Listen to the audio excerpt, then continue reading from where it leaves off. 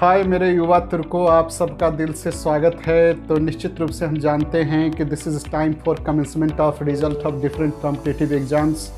तो निश्चित रूप से कुछ बच्चे सक्सेस का स्वाद चखे हैं और बहुत वो सफलता नहीं मिला है जो मिलना चाहिए। तो ये सफलता और असफलता के बीच में जो आप तनाव में होंगे, तो तनाव में आने से कुछ नहीं होता है भाई साहब। तनाव क्या होता है, और थोड़ा सा आपको हम सुझाव दे दें कि यदि अच्छे रिजल्ट लाना है तो बातों से नहीं, रातों से लड़ना सीखिए साहेब। और सफलता का मूलभूत नियम है भाई साहब कि आप अपने गलती से ही नहीं बल्कि दूसरों की गलती से भी सीखते चले और आगे बढ़ते चले। और आज जो जिसको आप अनसक्सेस कर रहे हैं, कल फिर सक्सेस में कन्वर्ट हो जाएगा। और जो सक्सेसर हैं, ताली बजाइए, मस्ती कीजिए, गाना गाइए, तो चलिए सर। और जो 12th का प्रिपेयरिंग स्टूडेंट है, उनको भी तनाव हो रहा है कि भाई जितना स्पीड से जाना चाहिए उतना स्पीड से पढ़ाई हो नहीं रहा है। घबराइए नहीं सर, सब हो जाता है, होता रहता है। लगे रहिए और चलते जाइए। तो आज हम लोग एक नया चैप्टर शुरू करेंगे 12th का, जिसका नाम है केमिकल। जी हाँ, केमिकल कैनेटिक्स। केमिकल मतलब जानते ही हैं, केमिकल जिसके लिए हम लोग हैं। कैनेटिक्स एक ग्रीक वर्ड कैनेसिस से बना है, जिसका मूवमेंट, यानी केमिकल मूवमेंट। अरे वाह, केमिकल मूवमेंट। मूवमेंट का मतलब कौन सर? आज़ादी वाला मूवमेंट नहीं सर, हाँ, जिंदाबाद जिंदाबाद नहीं, ये केमिस्ट्री वाला मूवमेंट है। तो यदि कोई केमिस्ट्री में कोई रिएक्शन होता है, मान लीजिए ए बी रिएक्ट करके सी डी बनाता है, मान लीजिए राम रहीम आम अलुआ मिल करके क्या बनता है? पिज़्ज़ा लिट्टी चना बनता है, पसंद है हमको। तो निश्चित रूप से यदि कोई केमिकल रिएक्शन होता है सर, मान लीजिए दो सब्सटेंस है, कहाँ गए रे? ये मेरा दो केमिकल सब्सटेंस है, उसको हम ले करके रख लिए, इसके आसपास लाए नहीं, इसके बीच में रिएक्शन कराना सोचेंगे तो किसी भी केमिकल रिएक्शन में तीन बातें होंगी। पहला बात यह होगी कि दो केमिकल सब्सटेंस को हमने जो नज़दीक लाया है, इसके बीच में रिएक्शन होगा कि नहीं। मतलब whenever the two chemical substances come in a contact to each others, then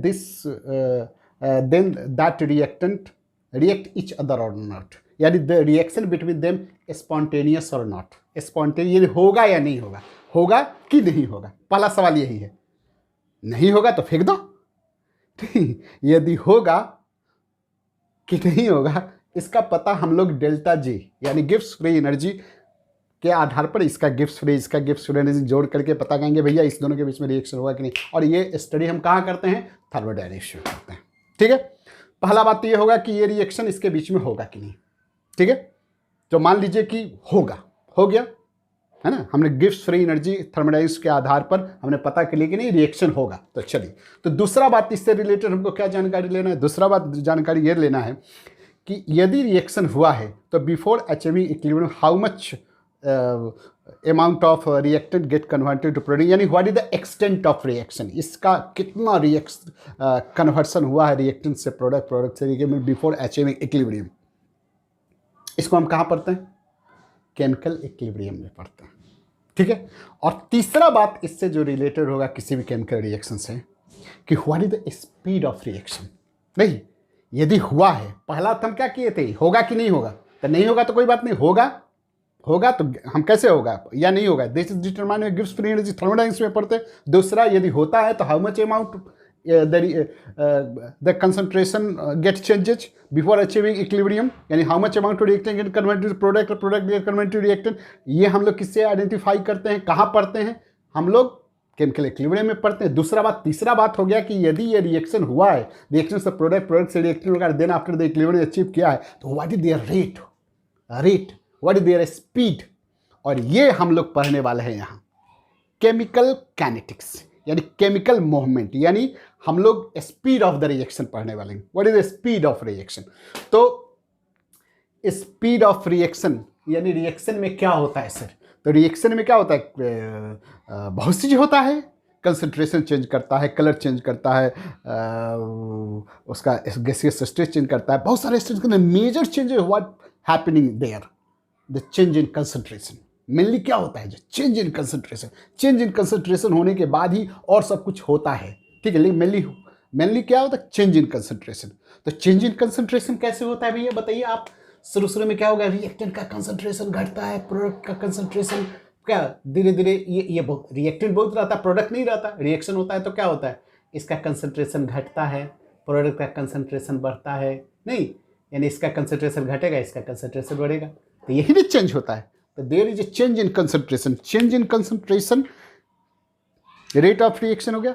तो इस पर भी हम एम्फेसिस करेंगे कि केमिकल काइनेटिक्स में रेट ऑफ रिएक्शन को पढ़ेंगे कि what is the rate, what is the speed of the reaction and what is the factor influence the rate of reaction. यानी जो ये जो चेंज इन कंसंट्रेशन हो रहा है, प्रोडक्ट से रिएक्टेंट, यानी रिएक्टेंट का कंसंट्रेशन घट रहा, प्रोडक्ट का कंसंट्रेशन बढ़ रहा, this is the rate of reaction. तो what is the factor which influence their rate, नहीं, and what is the mechanism by which the reaction proceeds, यानी जो स्पीड है वो किस मैकेनिज्म से हो रहा है। तो this is the chemical kinetics. Chemical kinetics में क्या पढ़ना है, व्हाट इज द, क्या पढ़ना है, ऐसे इसको यदि कहा जाए कि सिंपल एक लाइन में कहा तो this is a chemical movement. What is chemical movement, this is a branch of chemistry which deals rate of reaction, reaction का रेट, जो अभी हम समझा रहे थे, रेट मतलब change in concentration. It defined rate of reaction, factor affecting rate of reaction and the mechanism by which the any chemical reaction proceeds, yani mechanism. So this is the definition of chemical kinetics. So before discussing the chemical kinetics, the what is the content, what is the syllabus, जो हम लोग को यहाँ syllabus नहीं कहिए कि इसमें कहिए कि क्या क्या content है जो इसमें mainly पढ़ना पड़ता है, ये पढ़ना पड़ता है यानी पढ़ना है। तो देखिए पहला तो हम लोग वही करेंगे कि रेट ऑफ रिएक्शन को डिफाइन करेंगे और on the basis of rate how much types of chemical reaction होता है वो डिस्कस करेंगे। एंड देन किसी केमिकल रिएक्शन को कैसे एक्सप्रेस करते हैं with respect to change in concentration and time. Change in concentration of time को हम कैसे क्या करते हैं, एक्सप्रेस करते हैं, ठीक है सर। तो ये एक्सप्रेस करेंगे, ठीक है सर। एक्सप्रेस करने के बाद हम लोग डिस्कस करेंगे what is average rate on instantaneous. Rate भी दो तरह का होगा, है ना, एक मेजरेबल टाइम इंटरवल में, एक बस पड़ाक, है ना, मेजरेबल मतलब 5 मिनट में, 10 मिनट में। अच्छा, इस पर हम डिस्कस करेंगे what is average rate instantaneous rate, then what is the factor effecting rate of reaction. Rate of reaction को कौन इन्फ्लुएंस करता है उसको डिस्कस करेंगे। Then rate law expression, rate law expression क्या है and laws of mass section का में से क्या रिलेशन है। देन ऑर्डर ऑफ रिएक्शन क्या होता है, मॉलिक्यूलरिटी ऑफ रिएक्शन क्या होता है, देन टेम्परेचर और रेट कांस्टेंट के बीच रिलेशन क्या होता है, देन इंटीग्रेटेड रेट इक्वेशन हम लोग निकालेंगे, जीरो ऑर्डर और फर्स्ट ऑर्डर एंड कुछ इंपॉर्टेंट फर्स्ट ऑर्डर रिएक्शन का काइनेमेटिक्स देखेंगे जो न्यूमेरिकल पॉइंट ऑफ व्यू से जो आउट ऑफ सिलेबस, थोड़ा सा आउट ऑफ सिलेबस यानी जो कॉम्पिटिटिव एग्जाम में आता है उसके आधार पर थोड़ा हम लोग रेट एक्सप्रेशन निकालेंगे फर्स्ट ऑर्डर का, देन उसको न्यूमेरिकलाइज करेंगे, उसको न्यूमेरिकल बनाएंगे। Then order of reaction, order of reaction को हम लोग डिफरेंट मेथड से निकालेंगे, ये हमारे सिलेबस में है। तो ग्राफिकल मेथड से भी निकालते हैं, इनिशियल रेट मेथड से भी निकालते हैं, इंटीग्रेटेड रेट इक्वेशन मेथड से भी हम लोग निकालते हैं। तो इस पर भी डिस्कस हम लोग करेंगे। एंड देन फाइनली जो शायद उसमें नहीं आ रहा है, नीचे यहाँ लिखे हुए collision theory of rate of reaction, है ना। कॉलिजन थ्योरी क्या है कि रेट ऑफ रिएक्शन होता है तो कैसे ये कॉलिजन थ्योरी उसको एक्सप्लेन करेगा कि बस ऐसे नहीं होता है सर, कोलाइड, यानी यदि आपको प्रोडक्ट बनाना है, रिएक्शन होना है, तो जैसे आपको कंपटीशन सक्सेस करना है, कंपटीशन को क्रैक करना है, तो क्या करना है, केवल पढ़ने से नहीं होता है सर। पढ़ने से पढ़ना तो पहला है नहीं, दूसरा क्या है, विथ प्रॉपर गाइडलाइन। नहीं सर, प्रॉपर गाइडलाइन में पढ़िएगा तो निश्चित रूप से इतना बड़ा सिलेबस है, ठीक है। तो कॉलिजन थ्योरी यही बताएगा कि भैया केवल 18 घंटा नहीं, 15 घंटा पढ़ने से नहीं होगा। ये भी होता है कि आप जो पढ़ाई कर रहे हैं वो कैसे पढ़ाई कर रहे हैं, वरना ऐसा भी हो सकता है कि जो नहीं पढ़ने वाला वो पढ़ रहा है, जो न पढ़ने वाला है उसको पढ़ रहा है, जो पढ़ने वाला है उसको क्या अच्छा उसको छोड़ दो, ऐसा भी संभव है। तो निश्चित रूप से आप यदि बेहतर रिजल्ट चाहते हैं तो हार्ड वर्क तो प्राइमरी चीज़ है, दूसरा क्या है, प्रॉपर गाइडलाइन होना चाहिए, है ना। ये दोनों होगा तो निश्चित रूप से आपका रास्ता बहुत छोटा होगा। नहीं तो केवल एक के सहारे आप चलेंगे, केवल हार्ड वर्क के सहारे चलेंगे और प्रॉपर गाइडलाइन होगा तो रास्ता थोड़ा लंबा हो जाता है, थोड़ा मेहनत पड़ जाता है थोड़ा, और उसमें प्रोबेबिलिटी क्या हो सकता है उस पर चलिए हम लोग डिस्कस बाद में करेंगे। तो चलिए इसको आप थोड़ा सा नोट कर सकते हैं, देन हम थोड़ा आपसे फिर बात करते हैं। तो जो हम अभी आप बोल रहे थे उसको लिख दे रहे हैं कि व्हाट इज़ केमिकल काइनेटिक्स। तो इट इज़ ब्रांच ऑफ, इतना तो लिख सीधे लिख देना था, इट इज़ ब्रांच, चलिए लिख देना, it is branch of chemistry which deals studies of, चलिए लिख देते हैं studies of rate of reaction factors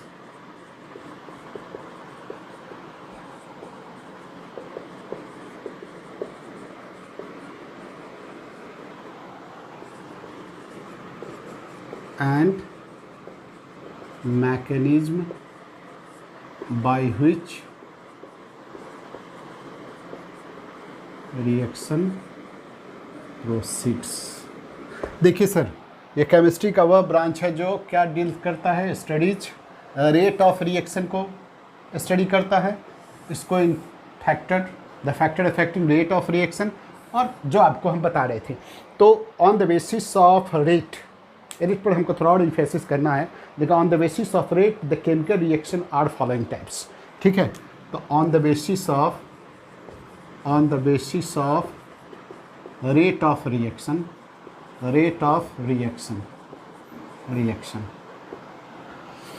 ठीक है, टाइप्स ऑफ रिएक्शन जो होगा वो कितने तरह का वो आप जानते हैं। पहला कहता है स्लो रिएक्शन जो काफ़ी स्लो है ना, टेक प्लेस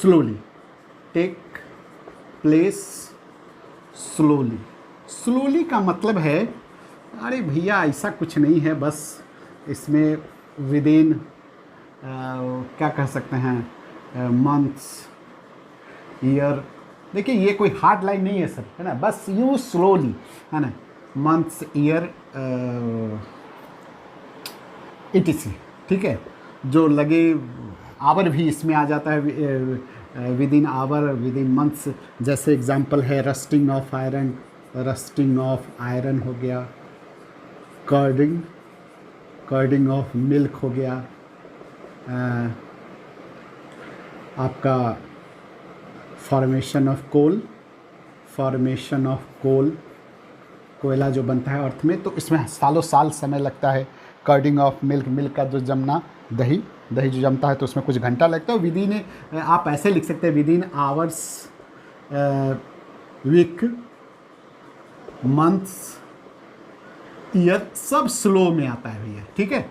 तो फास्ट कौन होता है, दूसरा है इंस्टेंटेनियस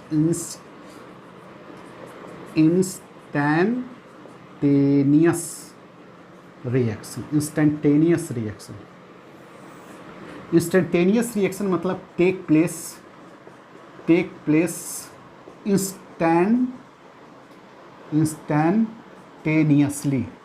इंस्टेंटेनियसली का मतलब है कहता है जो बहुत कम में हो जाए, इतने सेकेंड के अंदर हो जाए, ठीक है। तो इसका मेनली एग्जांपल है आयनिक रिएक्शन, जितना भी आयनिक रिएक्शन है सब इसका एग्जांपल है।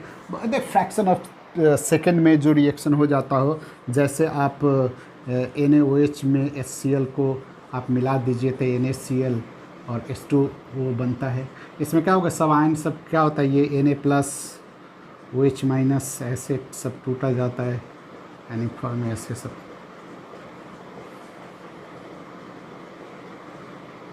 तो ये Na+ Cl- अंत में फॉर्मेशन ऑफ क्या होता है, वाटर। तो दिस इज द, ये है क्या है, आप बहुत सारे रिएक्शन लिख सकते हैं सर। इसमें आप HCl को जितना भी न्यूट्रलाइजेशन रिएक्शन है वो भी आप इसमें आप डाल दीजिए, NaCl + H2O। तो ये सब जितना भी आयनिक रिएक्शन है वो हो गया। ये सिंपल जो 9th में आप पढ़े हैं सर, बस यूँ लिखते जा रहे हैं। तीसरा है मॉडरेट रिएक्शन। देखिए मॉडरेट रिएक्शन कुछ किताब कहता है जो विदिन मिनट में हो, कुछ मिनट में हो जाए। देखिए सर ये मिनट में, ये कोई ये नहीं है कि घंटा आवर, ऐसा कुछ हम मतलब नहीं भी लिख सकते हैं। स्लो होता हो, तुरंत होता हो, जो बीच में होता है, एक्चुअल में ये यानी they take place in moderate reaction मतलब moderate time. What is the meaning of moderate, ये क्लियर कट नहीं है, कि मिनट वाला को मॉडरेट बोलेंगे, सेकंड वाला को इंस्टेंटेनियस बोलेंगे, वीक घंटा ईयर जो लगे वो स्लो बोलेंगे, ऐसा कुछ नहीं, बस है। ठीक है सर, इस पर ऐसा नहीं कि बस जवान चलाने लगी है। हाँ, तो मॉडरेट टाइम्स तो निश्चित रूप से इसमें जितना भी आपका जो रिएक्शन है केमिस्ट्री का, ये फास्ट वाले को शोर करके, जैसे हाइड्रोलाइसिस ऑफ वो सब मॉडरेट में आ जाता है। हाइड्रोलाइसिस ऑफ इथाइल एसीटेट यानी एस्टर्स, है ना। आप तोड़िए इसको C2H5, इसको यदि हाइड्रोलाइसिस करते हैं, ठीक है sir, CH3 COOH plus C2H5OH, hydrolysis of glucose, hydrolysis of sucrose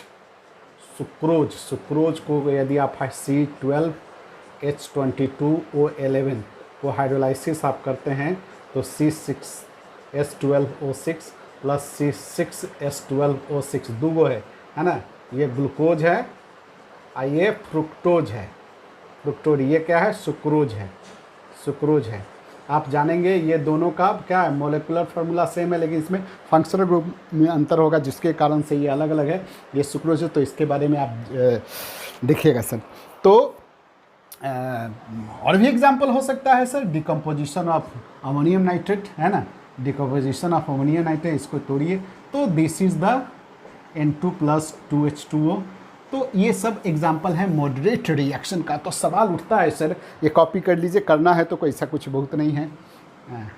चलिए ठीक, कि what is the reason for that, क्या कारण है कि सर आप कोई रिएक्शन बहुत फास्ट होता है, कोई रिएक्शन बहुत स्लो होता है, क्या कारण है कि भैया आप पढ़ने में बहुत तेज़ हैं? वो सबका कारण होता है, नहीं बिना कारण के कुछ है, एवरीथिंग का कारण है, एवरी का एक्सप्लेनेशन है सर।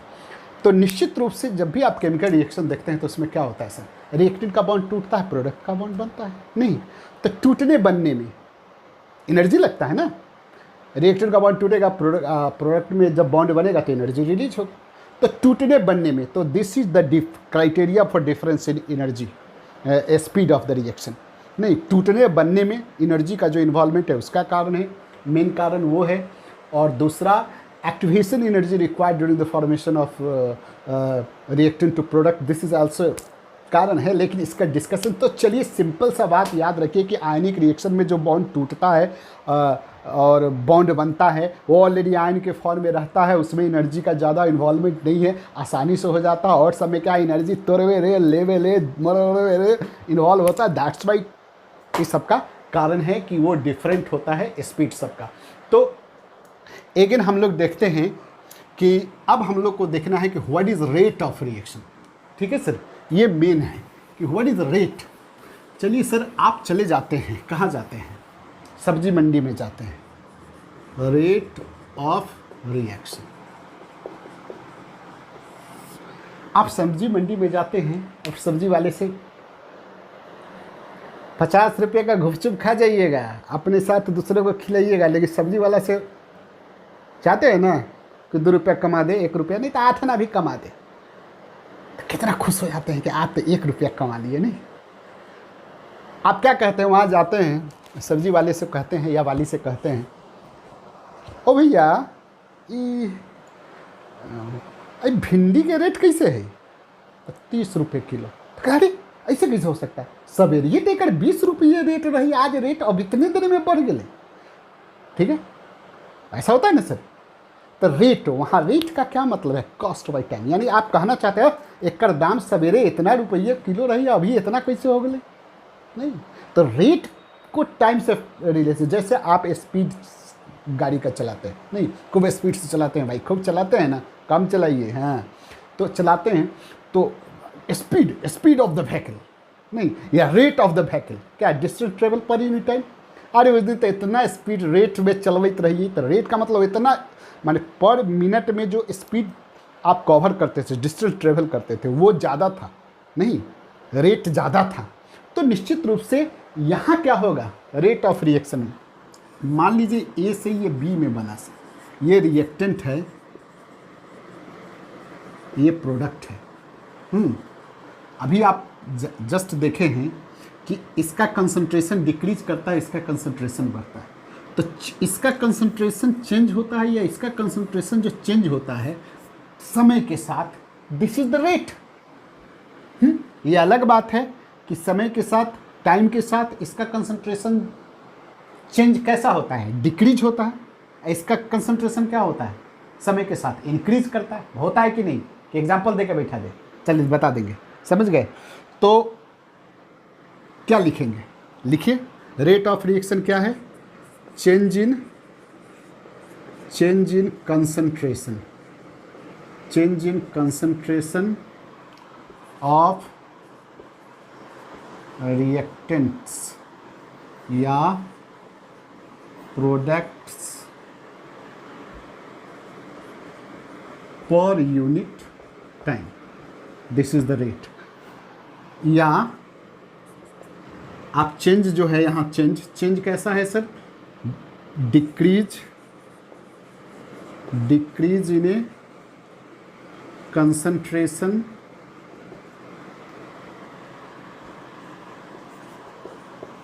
ऑफ रिएक्टेंट्स और इंक्रीज इन ए कंसंट्रेशन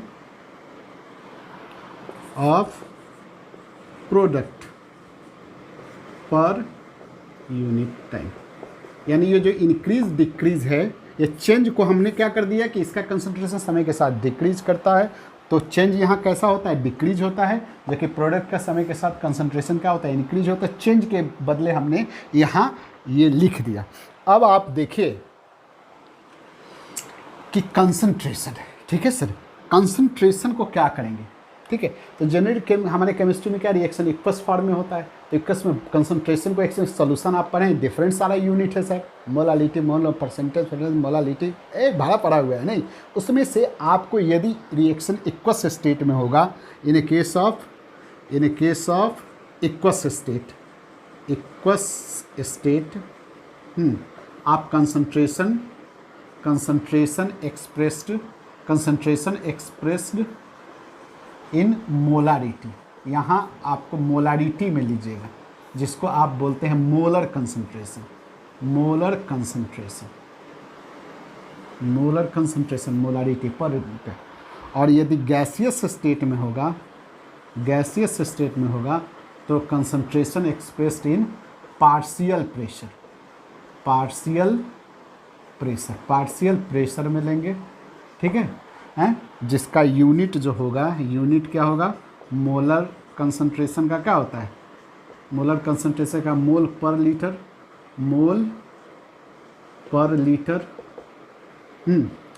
और पार्शियल प्रेशर का किस में लेते हैं, एटमॉस्फेरिक प्रेशर यानी एटीएम, है ना, एटमॉस्फेरिक प्रेशर होता है ना,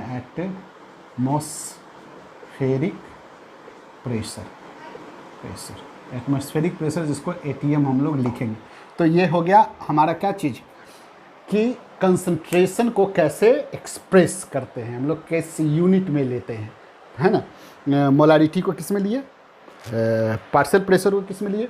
अब आपको देखना है कि इसको हम कैसे, चलिए इसको कॉपी कीजिए, देन डिस्कस करते हैं।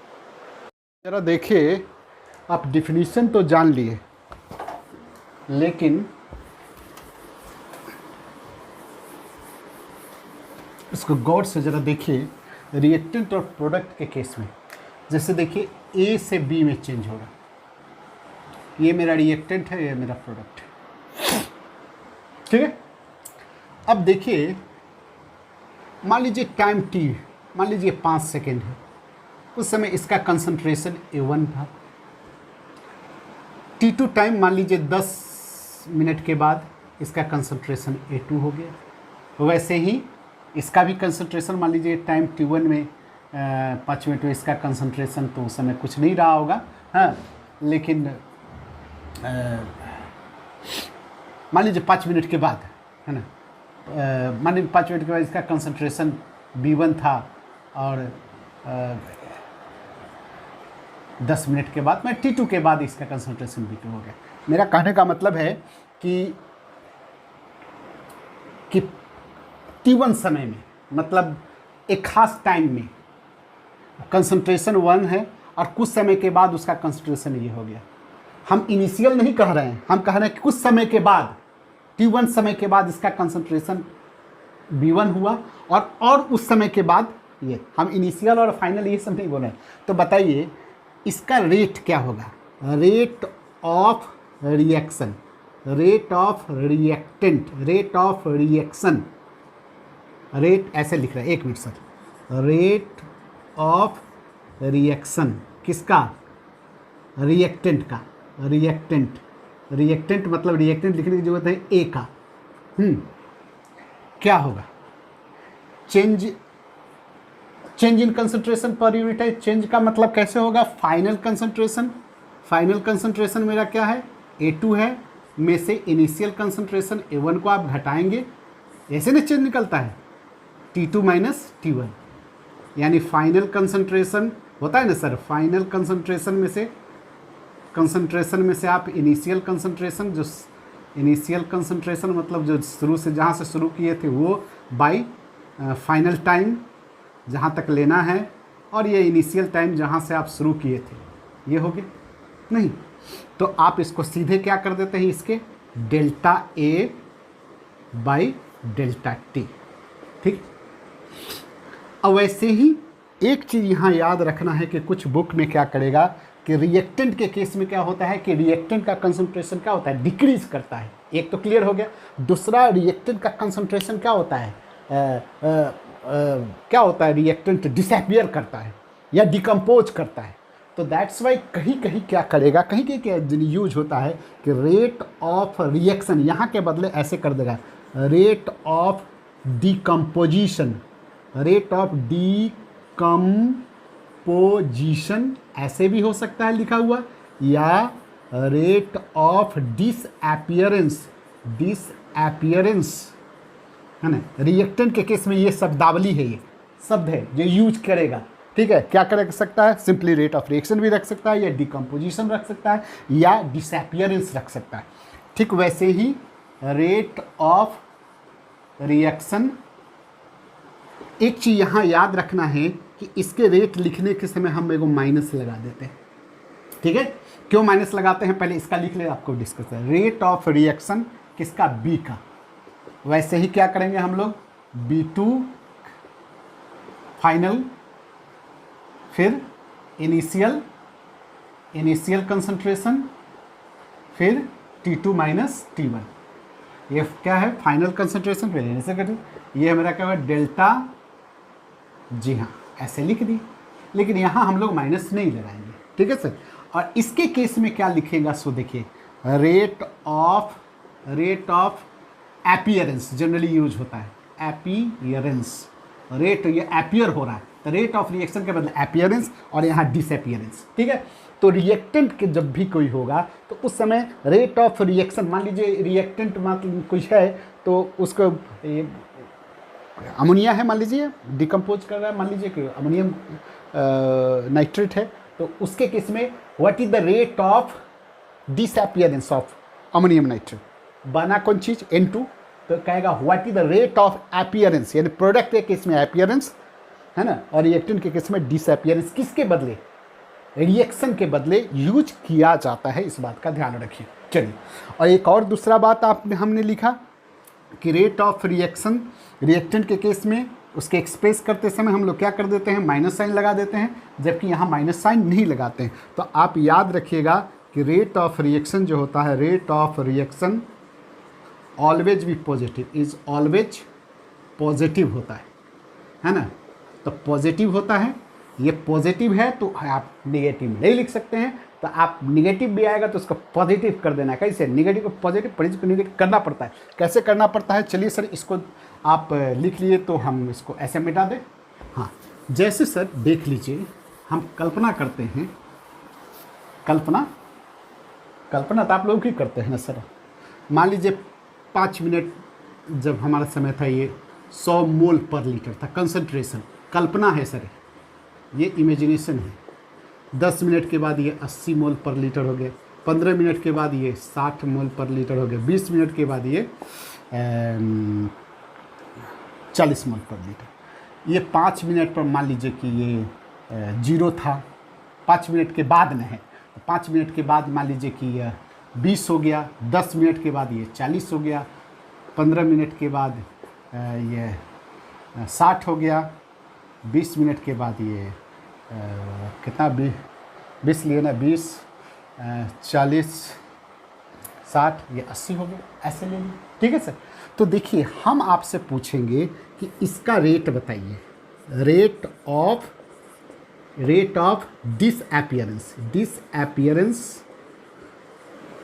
ऑफ ए इन बिटवीन एक में 5 to 15 मिनट। ये टाइम लिए हैं, टाइम मिनट में लिए हैं, मान लीजिए ये मिनट में लिए 5 to 15 मिनट।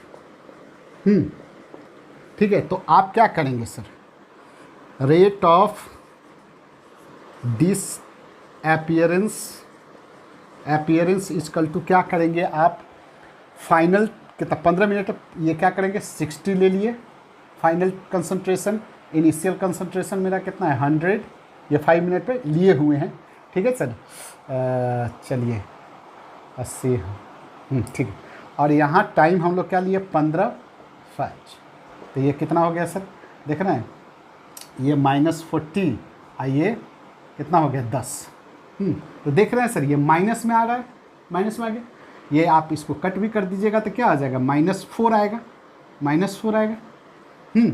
-4 आ रहा है, तो माइनस नहीं आ सकता। ये चेंज इन कंसंट्रेशन ऑलवेज आपका निगेटिव आएगा। इसके किसके केस में, चेंज इन कंसंट्रेशन ये रिएक्टेंट के केस में, चूँकि कंसंट्रेशन फाइनल कंसंट्रेशन जो होगा वो ऑलवेज क्या होगा, कम होगा। रिएक्टेंट का इनिशियल कंसंट्रेशन हमेशा ज़्यादा होगा, क्योंकि घटता है, देख रहे हैं ना, घट रहा है, तो हमेशा फाइनल वाला क्या होगा, बाद वाला ज़्यादा होगा। तो आप फाइनल माइनस इनिशियल कीजिएगा तो वो माइनस में आएगा, तो रेट ऑलरेडी निगेटिव में आ जाएगा। दैट्स वाई इस निगेटिव को, चूँकि रेट ऑफ रिएक्शन निगेटिव में नहीं लिखा जा सकता, इसलिए इस निगेटिव वैल्यू को क्या करने के, पॉजिटिव वैल्यू में चेंज कर देने के लिए आप एक्स्ट्रा माइनस लिख देते हैं इन expressing rate of reaction of reactant, so that the rate of reaction, the change in concentration of reactant which come out to be negative, that's why rate of reaction become negative, उसको positive करने के लिए, चूँकि rate of reaction negative में नहीं लिखा जा सकता, तो रेट ऑफ रिएक्शन को पॉजिटिव करने के लिए आप रिएक्टेंट के पहले एक एक्स्ट्रा माइनस लगा दीजिएगा सर। ठीक है, क्लियर। जबकि प्रोडक्ट में ऐसा कोई प्रॉब्लम नहीं होगा। जैसे यहाँ देखिए सर, यहाँ कोई प्रॉब्लम नहीं, यहाँ भी रेट ऑफ, हम इसके बीच में कहें रेट ऑफ अपीयरेंस करके ही पूछ दिए हैं, appearance of be in between किस में 5 to 15 मिनट हम पूछे, तो इसमें क्या कीजिएगा, rate of appearance equal to 15 minute में कितना है 60 है, और कितना है 20 है, देखिए गई है 15 - 5, ये कितना हो गया, ये 40/10, देखिए 4 आ गया, कोई दिक्कत नहीं। ठीक है, कोई प्रॉब्लम नहीं है। तो इसलिए आप इस बात का भी ध्यान में रखिएगा। चलिए हो गया। अब चीज़ देखिए एक्सप्रेस कैसे करते हैं सर। किसको एक्सप्रेस कैसे करते हैं, एक्सप्रेसिंग रेट ऑफ रिएक्शन। चूँकि जितना भी इस रेट ऑफ रिएक्शन को आप आइडेंटिकल टर्म में लिखने के लिए आपको क्या करना होगा, सो देखिए, मान लीजिए ए है, बी मिलकर के सी डी बनाया, ये सी डी बनाया, सी डी। तो रेट ऑफ रिएक्शन, देखिए रेट ऑफ रिएक्शन अलग अलग हम लोग ना लिख करके एक साथ, चूँकि इक्वल फॉर्म में, यदि हम रेट ऑफ रिएक्शन को आइडेंटिकल वैल्यू में लिखे, इक्वलाइज करें, बराबर करें with respect to change in concentration, change in all reactant and product, तो हमको करना पड़ेगा कि रेट को उसको स्टोइकोमेट्रिक कोएफिशिएंट से डिवाइड करना पड़ेगा। इसमें स्टोइकोमेट्रिक कोएफिशिएंट नहीं है, लेकिन डिवाइड करना पड़ेगा। एक बात आप क्लियर कर लीजिए, जो अभी हम सीधा समझाए हुए लिख सकते हैं। जैसे यहाँ देखिए, यहाँ क्या करेंगे, ये रिएक्टेंट है सर, चेंज इन कंसंट्रेशन है A बाई डेल्टा टी लिख दिए, ऐसे माइनस लगा दिए, क्या माइनस लगा दिए अभी बताए हैं।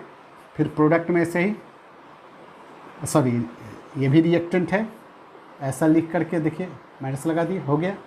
अब प्रोडक्ट में लिखेंगे तो सर क्या लिखेंगे, डेल्टा C डेल्टा T, कुछ नहीं लगाए, क्यों नहीं लगाए, क्योंकि प्रोडक्ट है, डेल्टा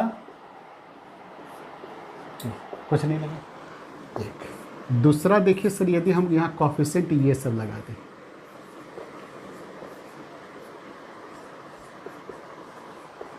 लगा दें तो इसका कैसे लिखेंगे, rate of reaction, appearance disappearance आप समझते हैं सर, ये क्वेश्चन बनने में आपको हो जाएगा। Rate of reaction equal to, चलिए इसमें क्या लिखेंगे, delta A by delta T। हम आपको कहे हैं कि आप क्या कर दीजिए, इसके स्टोइकियोमेट्रिक कांस्टेंट से इसको क्या कर दीजिए, डिवाइड कर दिए, देखिए डिवाइड कर दिए, इसमें आप माइनस लगा देते हैं। फिर क्या करेंगे, डेल्टा B डेल्टा T ऐसे हो गया। अब क्या करेंगे, इसको स्टोइकियोमेट्रिक कांस्टेंट से क्या करेंगे, डिवाइड कर देंगे, चूँकि माइनस लगा दे, चूँकि रिएक्टेंट है। इसमें भी क्या करेंगे सर, डिवाइड कर देंगे, वैसे ही ऐसे यहाँ भी, ठीक है। तो चलिए ऐसे ही हम एक रिएक्शन लिख दे तीसरा कि N2O4 टूट जाता है 2NO2, ठीक है। इसका क्या होगा, रेट ऑफ, क्या होगा, rate of disappearance, rate of disappearance of N2O4 क्या होगा sir, minus delta N2O4 by delta T, जबकि रेट ऑफ अपीयरेंस NO2 का क्या होगा, हाफ कर दीजिए delta NO2 by delta T. ऐसा क्यों किए, ऐसा लिख दिए। अब ज़रा देखिए, दोनों को इक्वल करना है, ठीक है। तो यहाँ देखिए इसके रेट से देख रहे हैं, एक मिनट, ये रेट तो हम लोग लिख दिए, उधर से नज़र आ रहा है, कट जा रहा है। अच्छा देखिए, इसको बता दे रहे हैं,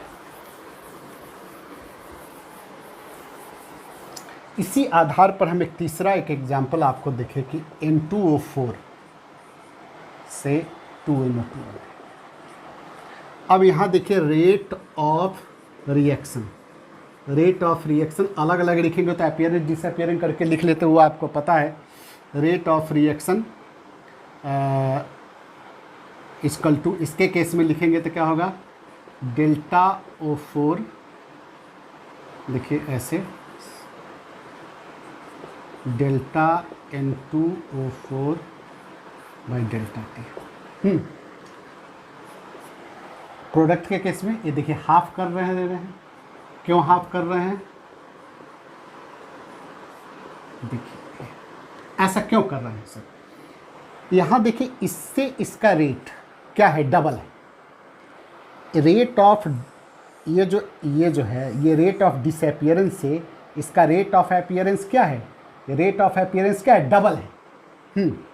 तो हमको इक्वल टर्म में लिखने के लिए इससे इसका रेट क्या है, डबल है, देख रहे हैं, इसके रेट से इसका रेट डबल है और हमको इक्वल फॉर्म में लिखना है। तो इक्वल फॉर्म में लिखने के लिए क्या कर दिए, इसको डिवाइड कर दिए, या इसी को आप ऐसे लिख सकते हैं, क्या कर सकते हैं, ये 2 delta N2O4 by delta T. देखिए यहाँ हम इसे 2 से मल्टीप्लाई कर दिए, ठीक है सर, मल्टीप्लाई कर दिए तो डेल्टा, अब हम क्या कर दिए, देख रहे हैं, यदि इक्वल करना है तो हम क्या कर दिए, इसके कोएफिशिएंट को इधर भेज दिए। तो देखिए, तो ये आपका क्या है, इसको क्या बोलते हैं, रेट ऑफ रिएक्शन को, इसको अपीयरेंस बोलते हैं, इसको क्या डिसअपीयरेंस बोलते हैं। तो इसके रिएक्शन से इसका रेट क्या है, डबल है, और इक्वल आइडेंटिकल फॉर्म में लिखना है, ठीक है। आइडेंटिकल फॉर्म में लिखने के लिए हमने ऐसा किया, क्यों किया, क्योंकि इससे इसका रेट डबल है, देख लीजिए, तो इक्वल फॉर्म में लिखना है तो इसके रेट को हाफ लिख देंगे, और ऐसे नहीं लिखना है तो क्या कर दीजिए, इसके इधर मल्टीप्लाई कर दीजिए, तो दैट्स वाई इसके रेट से इसका डबल कर दीजिए तो ऑलरेडी दोनों बराबर हो जाएगा। लेकिन जनरली न्यूमेरिकल बनाते समय इसका यूज कीजिएगा, अपने स्टोइकोमेट्रिक से डिवाइड कीजिएगा, देन जो पूछेगा आप वैसे बनाइएगा, ज़्यादा दिमाग नहीं लगाइए क्योंकि दो ढंग के काम कीजिएगा, कहीं मिस्टेक हो जाए, ठीक है सर। तो आप इसको ऐसे बनाया कीजिएगा। तो चलिए आप इसको लिखिए, देन इस पर हम क्वेश्चन आपको देते हैं। अब जरा यहाँ देखिए, कहता है express the rate of following reaction in term of different reactant product. इसका डिफरेंट रिएक्टेंट प्रोडक्ट के टर्म में इसको रेट एक्सप्रेशन लिखिए और फिर बताइए। कहता है कि रेट ऑफ फॉर्मेशन, एनो का रेट ऑफ फॉर्मेशन का मतलब है रेट ऑफ अपीयरेंस यानी रेट ऑफ रिएक्शन, एनो का दिया हुआ है इतना, तो आप इसका रेट ऑफ डिसअपीयरेंस मतलब रेट ऑफ रिएक्शन निकालिए, इसका रेट ऑफ डिसअपीयरेंस मतलब रेट ऑफ रिएक्शन निकालिए, ये तो दिया हुआ है, इसका आपका रेट ऑफ डिसअपीयरेंस निकालिए। हाँ, एक ये यूनिट दे देखिए सर, रेट ऑफ रिएक्शन का यूनिट क्या हुआ सर, चूँकि ये है कंसंट्रेशन बाय टाइम, कंसंट्रेशन को आप क्या लेते हैं मोल पर लीटर में, और टाइम को आप क्या लीजिए सेकेंड में, मिनट में भी ले सकते, तो क्या हो गया मोल पर लीटर पर सेकेंड, पर लीटर पर सेकेंड। लेकिन गैसियस स्टेट में यदि होगा, गैसियस स्टेट में तो कंसंट्रेशन को आप एटीएम में लेते हैं और इसको टाइम को आप किस में सेकेंड में लेते हैं, तो उस समय ये एटीएम सेकेंड, मिनट भी ले सकते हैं, लेकिन ये पॉपुलरली ये क्या जनरली क्या होता है सेकेंड में लेते हैं, इसलिए हमने लिखा है। तो यूनिट क्या होगा रेट ऑफ रिएक्शन का मोल पर लीटर, चूँकि मोलारिटी को क्या होता है मोल पर लीटर, टाइम को आप सेकेंड में तो मोल पर लीटर पर सेकेंड, एंड देन वैसे ही आप, तो ये यूनिट है, इसको आप ध्यान में रखिएगा।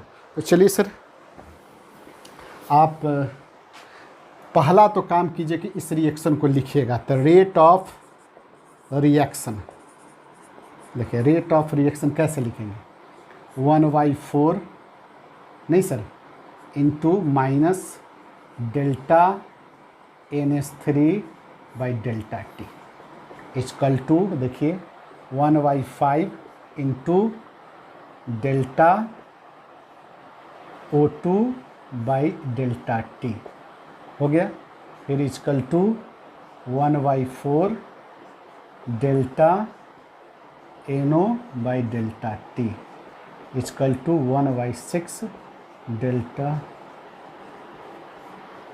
ये अब आपको इस क्वेश्चन में क्या दिया हुआ है, रेट ऑफ फॉर्मेशन है, कहाँ गया, ये दिया हुआ है, ये दिया हुआ है, देखिए ये दिया हुआ है कितना 3.6 इंटू 10⁻⁻3, यही दिया हुआ है, जान लीजिए ये दिया हुआ है। तो आपको क्या कहता है, ये निकालने के लिए, ये निकालने के लिए, ठीक है। और फिर इसमें कौन कहता है ये निकालने के लिए, इसमें कौन कहता है ये निकालने के लिए, तो ये निकालना है। तो पहला क्वेश्चन में हमको क्या करना है, ये दोनों दो लीजिए आप, जिसको पूछ गिवन वाले को और जो निकालना है उस दोनों को एक्सप्रेशन को एक साथ लीजिए। चूँकि हमको वो निकालना है, ये निकालना है, तो क्या करना है कि 1/4 इंटू माइनस, देखिए माइनस डेल्टा NH3/डेल्टा T इक्वल टू 1/4, ये माइनस इसलिए यहाँ नहीं होगा चूँकि इक्वल के फॉर्म में क्या होगा सब बराबर होता है, तो ये हो गया डेल्टा। देखिए अब आपको ये निकालना है, ठीक है सर, तो ये निकालना है यानी माइनस यही निकालना है, इसी को आप क्या बोलते हैं रेट ऑफ डिसअपीयरेंस बोल रहे हैं। दिस इज योर क्या चीज़, रेट ऑफ डिसअपीयरेंस, यही आपका रेट ऑफ डिसअपीयरेंस है, डिसअपीयरेंस है। इक्वल टू क्या होगा, ये 4 को उधर जाएगा तो 4/4, और इसका value rate of appearance formation दिया हुआ है 3.6 इंटू 10⁻⁻3। तो देखिए उतना ही आंसर हो गया।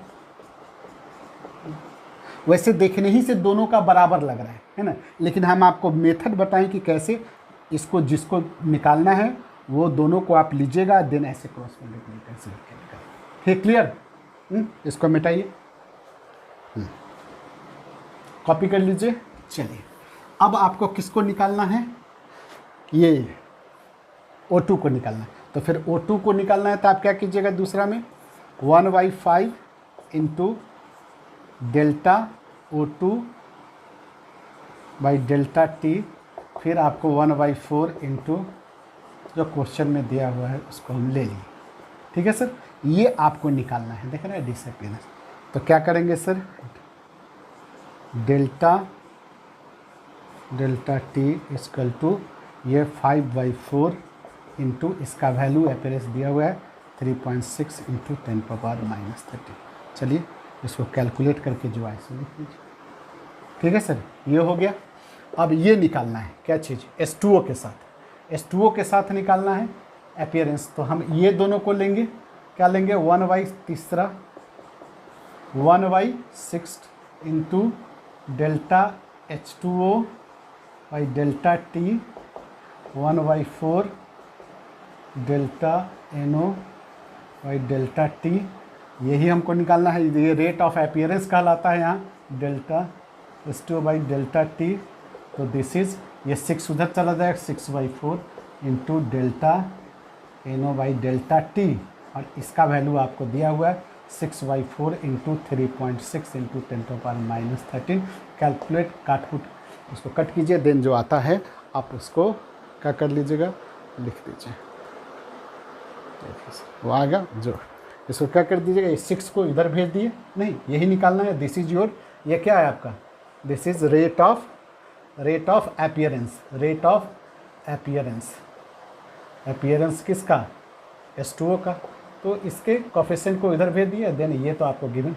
तो इस ढंग से आप कोई भी क्वेश्चन को क्या कर सकते हैं, गिवन वैल्यू को जो निकालना है उसको आप दोनों को इक्वलाइज कीजिए और उसके कोफिशिएंट को रिक्वायर्ड हिसाब से आप ट्रांसफ़र करके भेज करके इधर से उधर करके कैलकुलेट करके आसानी से क्वेश्चन बना सकते हैं। ठीक है सर, तो चलिए आज की मुलाकात बस इतनी देर। हम नया इसमें और भी क्वेश्चन दे सकते थे, लेकिन बस सब ऐसे ही टाइप का बनता है। एक क्वेश्चन आप बता दिए, उसको आप 10 क्वेश्चन भी बनाइएगा तो अभी आप इससे आप आराम से बना सकते हैं। ठीक है सर, हुजूर मिलते हैं, तो मुस्कुराते रहना है और मिलते हैं सर नए वीडियो में। बाय। सब्सक्राइब्स विथ, दोस्तों को बताना भी है ना, जाते जाते क्या करना है, दोस्तों को बताना है कि नया चैप्टर सर शुरू कर दिए हैं, खूब अच्छा से पढ़ना है, कन्विंस भी करना है सर सब्सक्राइब के लिए। Thank you very much.